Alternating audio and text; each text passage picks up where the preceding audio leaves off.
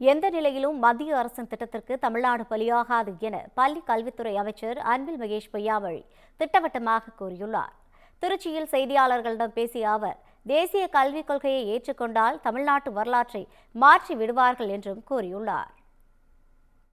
ஏற்கனவே குறைந்தபட்சம் ஒட்டுமொத்தமாக இந்தியாவில் 56 மொழிகள் முழுமையாக எதால் விழுங்கப்பட்டிருக்கிறது என்று சொன்னால் இந்தி மொழியால் விழுங்கப்பட்டிருக்கின்றது.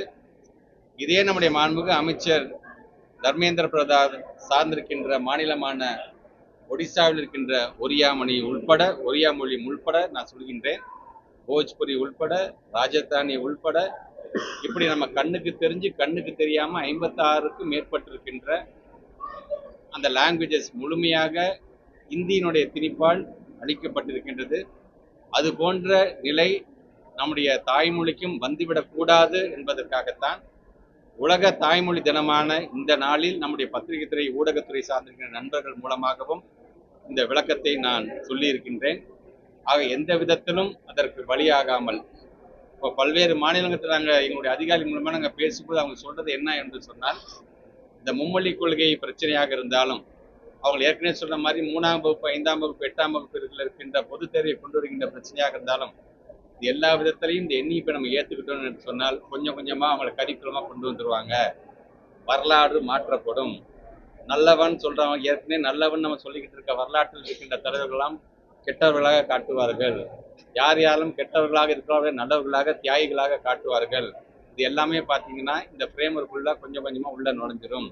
இதை உள்ளே நுழைய விடாமல் அரணாக காக்கக்கூடிய இல்லாத கண்டிஷன்ஸ்லாம் போட்டுட்டு, விவாத பொருளாக இருக்கின்ற கண்டிஷன்ஸ்லாம் கையில் வச்சுக்கிட்டு இதில் கையெழுத்து போட்டாதான் பணம் தருவேன் என்று சொல்லாமல் உடனடியாக எங்களுடைய இந்த பணத்தை நீங்கள் விடுவிக்க வேண்டும் என்று நேற்று நம்முடைய மாண்புமிகு தமிழ்நாட்டுடைய முதலமைச்சர் அவர்கள் ஒன்றிய பிரதமருக்கு ஒரு நீண்ட கடிதத்தையும் எழுதியிருக்கிறார்.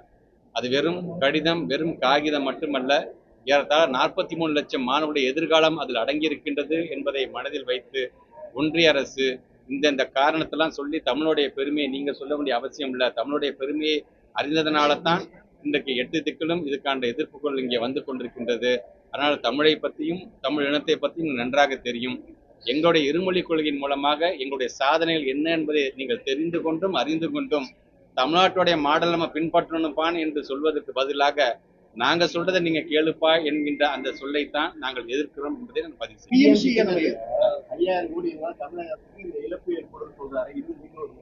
பிஎம்சி நான் ஏற்கனவே தமிழ்நாடு முதலமைச்சர் சொன்ன மாதிரி தான் பிளாக்மெயில் பண்றதை நீங்க நிறுத்துங்க.